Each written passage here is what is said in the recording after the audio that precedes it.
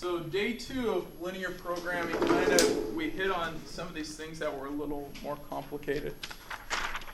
So if we're looking at the mix side and we do number 10, what I will do on this one, I'm not going to graph it all. I'll help you set up a table for it. I'll help you define your restrictions. And I'll actually help you define the points that will help you graph it. But from there, I'm going to assume you know how to graph and you can test the test the points in the objective function. If that is something you are struggling with, you need to get a little more help from me individually. Okay? And you're going to have time probably tomorrow. Tomorrow is going to be a full work day in here. I'm just going to say, okay, here's your assignment, and then I'll interrupt periodically just to help you out. But other than that, it won't be much of me talking. So on this one, if you don't have your cool guy table, kind of like this one that I've given you for today's stuff, you can always duplicate that, right?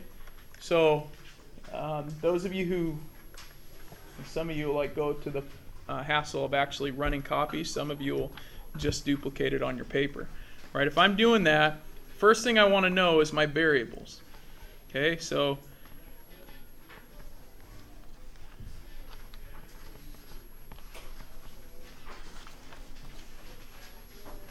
all right, you're going to make and sell bread. Well done. If we're trying to eliminate a problem, that's just some background we're good with now. A loaf of Irish soda bread is made with 2 cups flour, 1/4 cup sugar. Kugelhopf cake is made of 4 cups flour and 1 cup sugar. You'll make a profit of $1.50 on each loaf of Irish soda and a profit of $4 on Kugelhopf. You have 16 cups flour, 3 cups sugar. How many of each kind of bread would you or should you make to maximize your profit? What is the maximum? Okay, so we know we need the objective function for this. The question though, how much of each type of bread? Each kind of bread. Well, those are our variables. We need to know what types of bread. So, and I'm looking for how many loaves. So the number of loaves. Now I spelt that wrong earlier today. Did I spell it right this time? Loaves. That looks like leaves. It's supposed to be loaves. That's an O. I spelled loaves earlier. Oh. Yeah, that was bad. All right. Don't tell anyone. All right, so the variable, if I'm going the number of loaves, what are my variables in this case? Yeah? Irish soda, bread, and Kugelhopf cake bread. Good. So one variable is Irish soda. What should we call that one? I. I.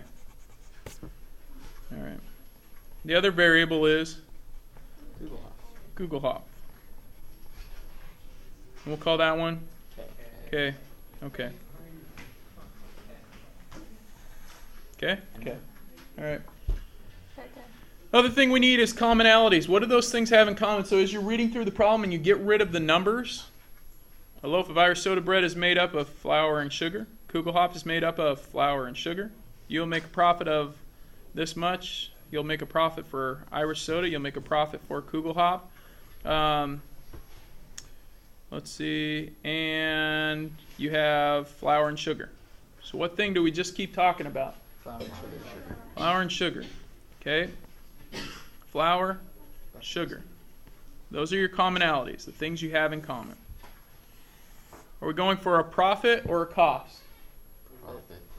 Yeah, it says you'll make a profit. Okay? How much should you make to maximize your profit? So we're looking for a profit. All right, so we've kind of set up our table to help ourselves out here. All right? Now we're just thinking in terms of Irish soda bread. How many cups of flour for Irish soda? 2. 2. So 2 per loaf. So if you made 2 loaves, it would be 4. If you made 6 loaves, it would be 12. If you made 20 loaves, you'd have 40 cups of flour. How much sugar for Irish soda? 1/4. So 1/4 I. So Irish soda is made up of 2 cups flour, 1/4 cup sugar. We're done with that. Now I wouldn't scribble all that. I just draw a line through it. Kugel cake is made up of 4 cups. 4 cups flour. So 4 times Kugel cake and 1 times Kugel cake. And then we've got our profit. Profit $1.50 on Irish soda. And $4 for Kugel. Okay. Dude, down to the very last part here. You have 16 cups of flour, 3 cups of sugar. So that kind of goes with our totals. That's our, we have 2 other columns over here. Our totals. Well, totals for flour we have 16. Totals for sugar we have 3. All right. We know that this is equal to a profit. Okay, and now we need our restrictions. It's our last column over here.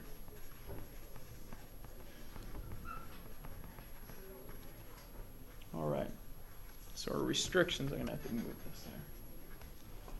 Okay, our restrictions. Irish, number of loaves has to be greater than or equal to? 0. 0. Kugel has to be greater than or equal to? 0. 0. We can't have negative loaves, even if we have 0, that's okay. Flour, we add this and this together. If we add the 2 things up, 2i plus 4k, you have 16. So our total flour can't exceed 16 cups, right? So that means this amount over here, the number of cups we use, has to be less than or equal to 16. We can't exceed 16. And the sugar can't exceed 3. So 1/4 I plus k must be less than or equal to 3. What's up? I put greater than or equal to, but I still got the right answer. That's when I did it. There's a chance that you're still testing a point though that they have in common. But it should be less than or equal to, right? Because your totals, this says no more than that. So as we go through here, that you can't have, these have to be, you have to have 16 cups or less used. So the 16 has to be greater than that. Profit then is 1.50 I plus 4k equals, and we got equals p. That's our objective function. All right, go ahead and talk with your neighbors about questions you have on it right now before we move on to the next step. Oh, Nice. Should have been the other way. Okay. Hey, here we go. Any questions so far? Like, why'd you do this? What happened there? What's up? Nothing. nothing. All right. Next thing we didn't add, we talked about the other day. I would calculate your y or your intercepts. It just makes it easier to graph them. So if you're calculating your intercepts over here, it just helps out. These are obviously easy. They're restricting your quadrant or your graph to quadrant 1. This right here, remember your I-intercept is when k is 0. So I-intercept here, we plug that in. 2 times I equals 16, so that means I is 8. K-intercept is when I is 0, so 4 times k equals 16, so k is 4. Now notice I keep saying equals rather than using the inequality there. That's just because I'm looking for an intercept, so the inequality doesn't apply when I'm finding the intercept. It's just where it's crossing that axis. So now if I put that point on and that point on, it'd be helpful there. So my I-intercept here is when k is 0, so 1/4 times I is 3. So multiply both sides by 4 and you get 12. And the k-intercept is when I is 0, so k is 3. And we could plot those and draw our lines. Now, did you do that? Yeah. Can I borrow your graph? Tried to find my graph. I couldn't find one. So I'm going to use Mr. Lucas's here. Okay. Lucas, he's got his 3, 0, his k-intercept. And his I-intercept looks like it's up here at 12, right? Yeah. Good. And so we've got our line, and then we've got I-intercept of 8 and a k-intercept of 4. Okay. Very good. So we graph them. We got a point in here. Now, did you actually calculate that one? No, I guessed. I thought it looked close to 2, 4. So. I think that one's pretty close, 2, 4. Okay. But you know how to do that now. We'll go through that a little more today. That would be your graph, though. Okay. And get our shading in there. Now it's restricted to quadrant 1 because of these 2 inequalities, right? When these two things say they're greater than or equal to 0 for both, then that means it has to be in quadrant 1. Otherwise, you could potentially be in one of the other quadrants. Okay. Any questions on how we plot those? My point isn't to go through how to find the whole answer. It's come up with the table and plotting the points, or making the lines. Okay. I want to dive into today's material then. Go ahead and take a look at it. That's this packet. We're turning this in. No. Oh, yeah. Yesterday's we're not going to turn in. Just ask questions if you need it. Everyone will get some credit on it. Just for keepsies. Just for fun. All right. Here we go. Hey, this is a template. So if you like this and you want to use it, use it. If you want to make copies of it for yourself, go ahead. If you just want to sketch it out on your own, that's fine. Okay. The steps for solving. Number 1, find your variables, usually found at the end of the problem. Number 2, the commonalities. Remember, that's when we took out the numbers. Now, it doesn't always work just taking out numbers, but sometimes reading the problem without the numbers and hearing it continually, hearing what you repeat, those become the things they have in common. Fill out your table, and if I were you, I'd find the x and y intercepts. Okay, that's not something on there. Find your intercepts. That helps out. Then from there, graph it and calculate the optimal cost and profit. All right. Your assignment today is going to be 1 through 3. We're going to do number 1 right now together. You'll notice tomorrow we have 4, 5, 6, and 7. A little more complex, but you also have more time to work. Okay? So we're going to start with number 1 together. All right, so everyone take a look at it. Go ahead and read it. Figure out what they've given you and what you need. Okay, so we have a game arcade giving away prize packs. Pack A consists of game tokens and pizzas. The cost of the arcade is $5.25. Pack B consists of tokens and pizzas. The cost is $5.75. The arcade gives away 30 packs, 300 tokens, and at most 60 pizzas. Copy and complete the table. How much of each pack should the arcade give away to minimize the cost? Now you'll notice they actually start filling out the table. They've actually given you the graph, and if yours is hard to see where the shaded region is, it's right there. Now that I've told you your assignment, the 1 through 3, I'd particularly like you to stay with me during class. Otherwise, I'll cover something that you need in the other problems, and you'll be like, well, I was working ahead, and I just didn't hear you because I was working ahead, dude. So, like, I was working ahead. So, all right, right now, I want you to work with your partner, fill out as much of that table as you can based on their definition of X and Y for Pack A and number of packs for Pack B. Okay?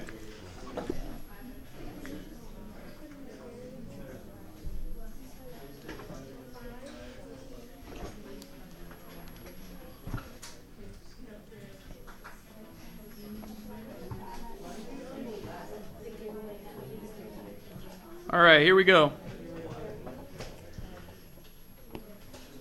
So, notice right here the number of packs, the number of Pack A packs right here, X, number of Pack B packs, Y. It'd be nice if they called them A and B, but X and Y. The number of tokens that Pack A consists of is 5 per pack.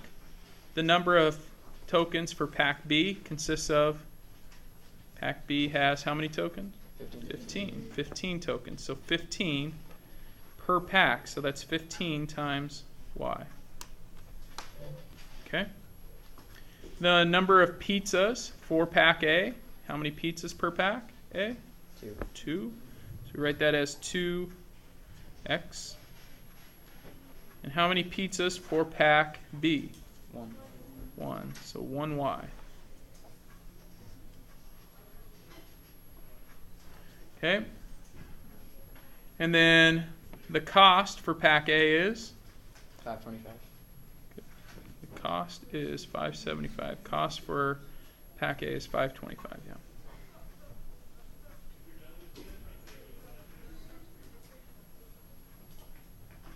Per pack. And then for Pack B is $5.75 per pack.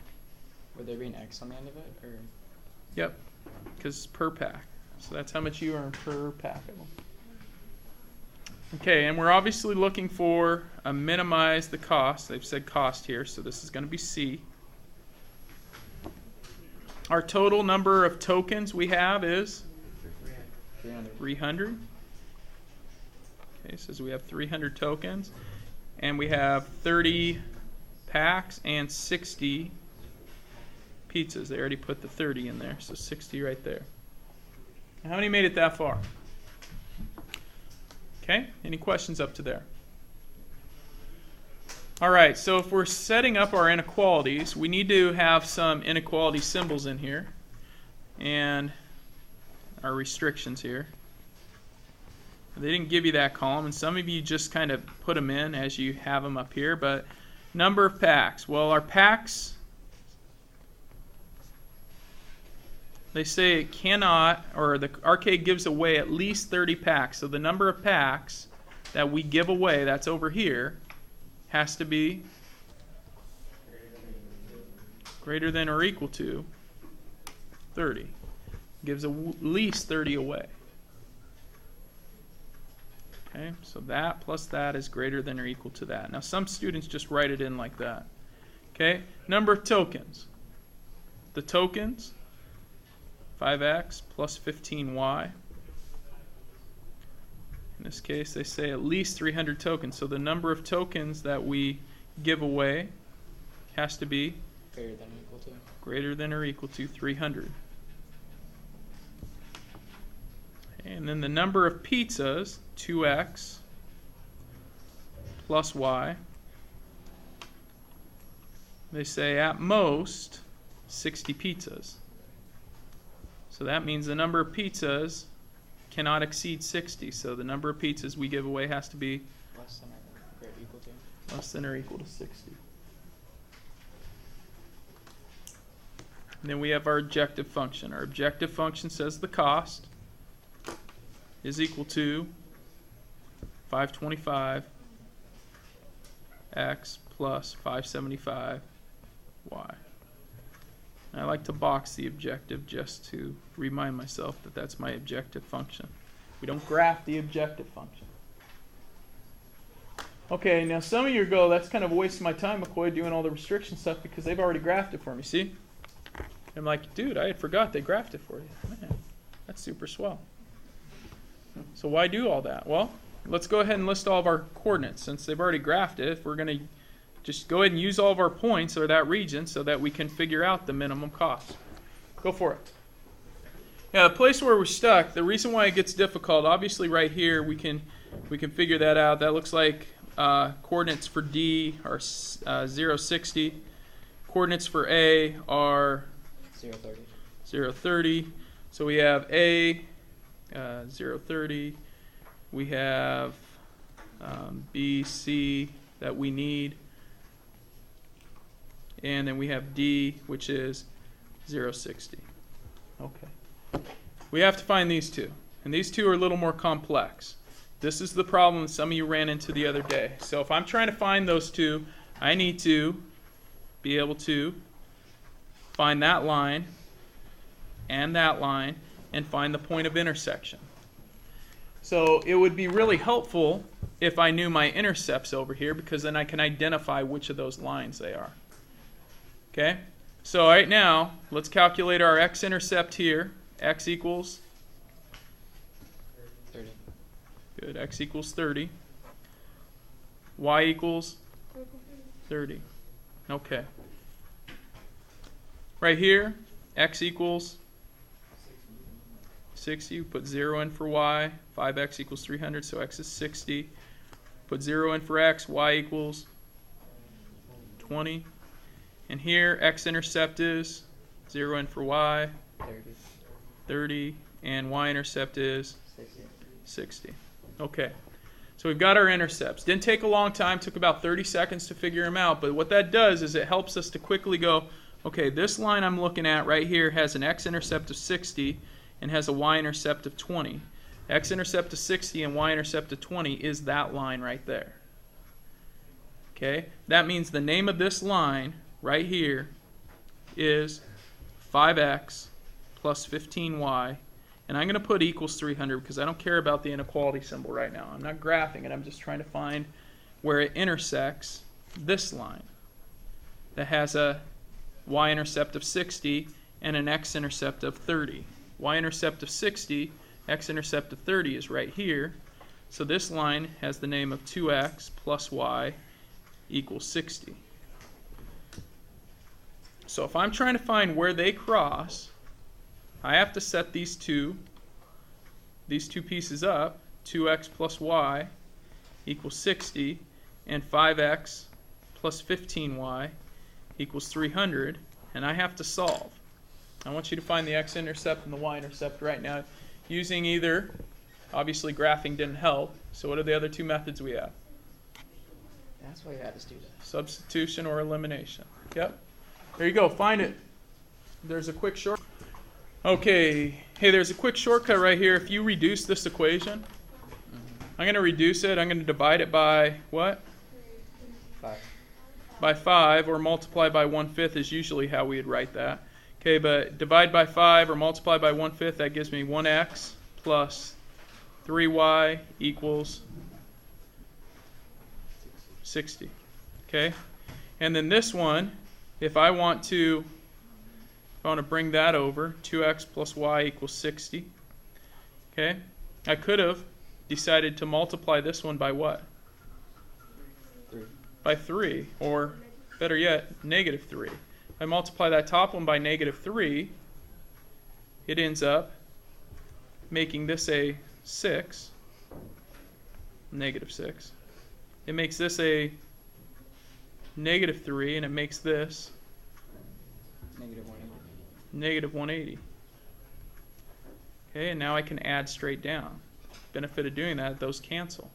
I eliminated y's. Negative 3 plus 3 is 0. Negative 6x plus x is negative 5x. And negative 180 plus 60 is negative 120. So 1x equals 24. So that means for point D, or point C, x is 24.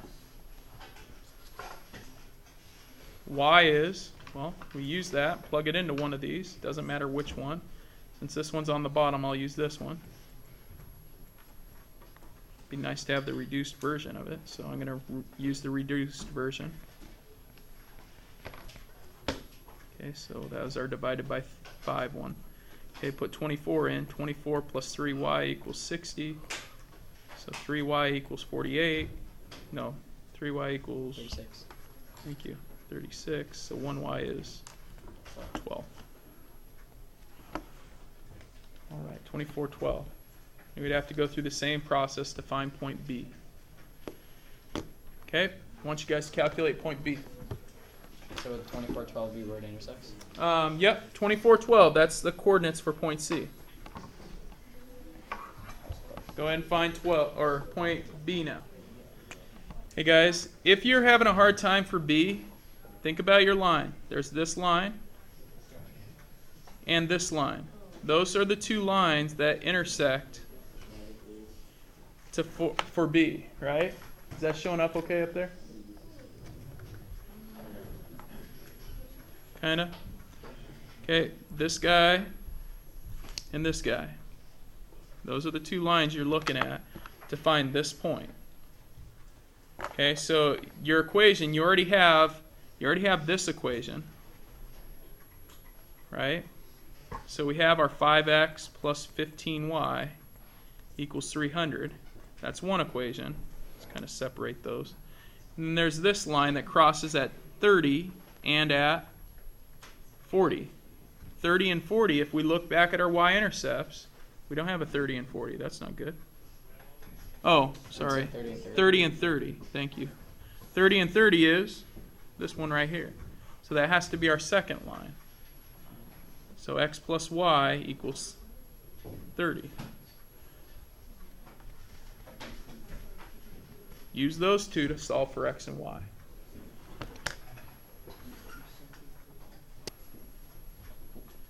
I'm going to go ahead and reduce this equation again by dividing by 5. So make that x, make this 3y, and make this 60. Okay, and then going to just flip the signs of one of them. So flip the signs on the top here. That gives me opposites, so I get 2y, negative 2y equals negative 30, so 1y is 15. If y is 15, x plus y equals 30 was one of our equations. So if y is 15, that means x has to be 15 as well. Okay? So we have 15, 15. How many got 15, 15 using algebra? How many guessed it? Okay, you need to know how to use algebra to do it. Those of you just using your calculators also, there's going to be a point on the test where you're not going to be able to use those graphing calculators. So if you're struggling on it, make sure you're asking. When I'm walking around, stop me and say, I need help here, I'm lost here, and I can hopefully clarify things. Any questions on what I did? So for something that looked kind of like an easy problem, there's a lot of work involved, right? Okay, are you done with the problem?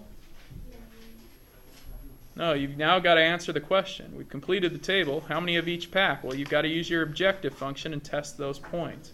So plug in all your coordinates, your x, all these points, plug those into your objective function. And then figure out which one minimizes it. So put in x for 0. Or make x 0 and make y 30 and figure out the cost. And then do the same thing here. 15, 15, figure out the cost. 24, 12, figure out the cost. Figure out which one minimizes it. I'll give you a minute to do that, and then I want to start on number 2. What do we get for pack A? If I plug in these into my objective function, here it is. What do we get for pack A?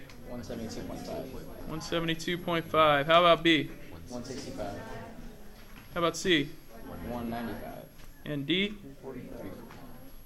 345? So best deal is B. Looks like B minimizes the function. So how many of each pack? 165.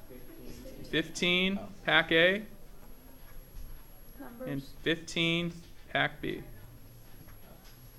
Okay? All right. Make sure we answer the correct question. Any questions there? 15, 15? Okay. Everyone needs to read 2 because 2 kind of confuses a bit at the beginning. Number 2. Go ahead and read through and kind of look at the table and try to figure out what's going on there. Look at these problems as fun, like Eli does. You look at them as stories, like this farmer has 400 acres and $45,000 to grow corn and soybean. The cost and profit. Use the cost and profit information to decide how many of acres of each crop to maximize profit. Now they just already, they have other information that they've given you for this. Okay, they didn't take that out of the information right here. Okay, but they're telling us our variables are what? Numbers. Corn and acre. Well, what's our variable? Corn and soybeans. What about corn? Not X. Number of acres that you put corn in. Okay, how many know the variable for corn? Okay, what is it? X. Okay, other than X, what does our variable represent? Sam, what's our variable represent?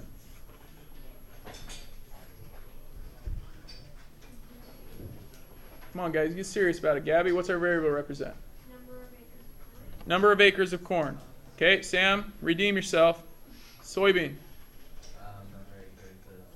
Good, number of acres of soybean. You guys, just a grid, right? Know what your variables are representing. It's not dealing cost of corn or anything, but they're telling you the cost of an acre of corn is how much? $100. Cost of an acre of soybean? 150. The profit for an acre of corn? $60. Profit for an acre of soybean?